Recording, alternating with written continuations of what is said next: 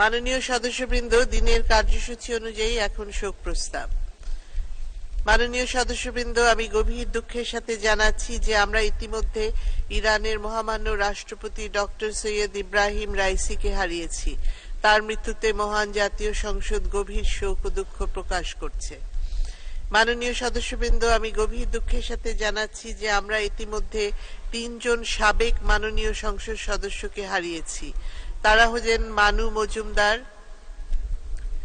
সাবেক মাননীয় সংসদ সদস্য একাদশ জাতীয় সংসদ নেত্রকোনা 1 আসন, মোহাম্মদ মঞ্জুর হোসেন, সাবেক মাননীয় সংসদ সদস্য একাদশ জাতীয় সংসদ ফরিদপুর 1 আসন এবং অধ্যাপক হুমায়ুন কবির হিরু, সাবেক মাননীয় সংসদ সদস্য তৃতীয় জাতীয় সংসদ বরগুনা 1 আসন। উল্লেখিত বিশিষ্ট ব্যক্তিবর্গের জীবন বৃত্তান্ত সম্বলিত শোক প্রস্তাব আমি এ মহান সংসদে উত্থাপন করছি।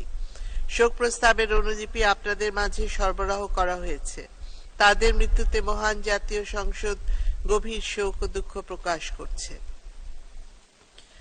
মাননীয় সদস্যবৃন্দ, বাংলাদেশ কমিউনিস্ট পার্টি সিপিবির উপদেষ্টা হায়দার আকবর খান রণ, আওয়ামী লীগের সাবেক সহ সম্পাদক ও মুক্তিযুদ্ধ বিষয়ক উপকমিটির সাবেক সদস্য শফি আহমেদ, যুবলীগের প্রেসিডিয়াম সদস্য আবু আহমেদ নাসিম, কক্সবাজারের উখিয়া উপজেলা আওয়ামী লীগের সাবেক সভাপতি অধ্যাপক হামিদুল হক চৌধুরী এবং বিমান বাহিনী স্কোয়াড্রন লিডার মোহাম্মদ আসিম জাওয়াদের মৃত্যুতে মহান জাতীয় সংসদ গভীর শোক ও দুঃখ প্রকাশ করছে। মাননীয় সদস্যবৃন্দ, সম্প্রতি সারা দেশে বয়ে যাওয়া প্রলয়ঙ্কারী ঘূর্ণিঝড় রেমাল এ হতাহত ও ক্ষতিগ্রস্ত ব্যক্তিবর্গ এবং দেশ বিদেশের বিভিন্ন স্থানে দুর্ঘটনায় হতাহতদের স্মরণে মহান জাতীয় সংসদ গভীর শোক প্রকাশ করছে। সকল বিদেহী আত্মার মাগফিরাত কামনা এবং শোক সন্তপ্ত পরিবারের সদস্যদের প্রতি আন্তরিক সমবেদনা জ্ঞাপন করছে। উত্থাপিত শোক প্রস্তাবগুলো ব্যতীত যদি অন্য কোনো বিশিষ্ট ব্যক্তি বা ব্যক্তিবর্গের নাম বাদ পড়ে থাকে, তবে তার বা তাদের নাম ও সংক্ষিপ্ত জীবন বৃত্তান্ত সংসদ সচিবালয়ে পৌঁছে দিলে তা পরবর্তীতে শোক প্রস্তাবে অন্তর্ভুক্ত করার বিষয়টি বিবেচনা করা হবে। মাননীয় সদস্যবৃন্দ, আমি এখন শোক প্রস্তাবগুলো সর্বসম্মতিক্রমে গ্রহণ করার জন্য এই মহান সংসদকে অনুরোধ জানাচ্ছি।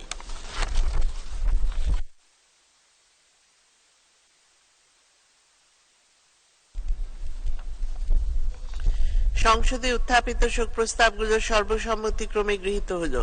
এই প্রস্তাবগুলো যথারীতি সংসদের কার্যবিবরণীতে অন্তর্ভুক্ত করা হবে এবং শোক প্রস্তাবগুলোর অনুলিপি সংশ্লিষ্ট সম্মানিত ব্যক্তিবর্গের শোক সন্তপ্ত পরিবারের সদস্যদের নিকট প্রেরণ করা হবে।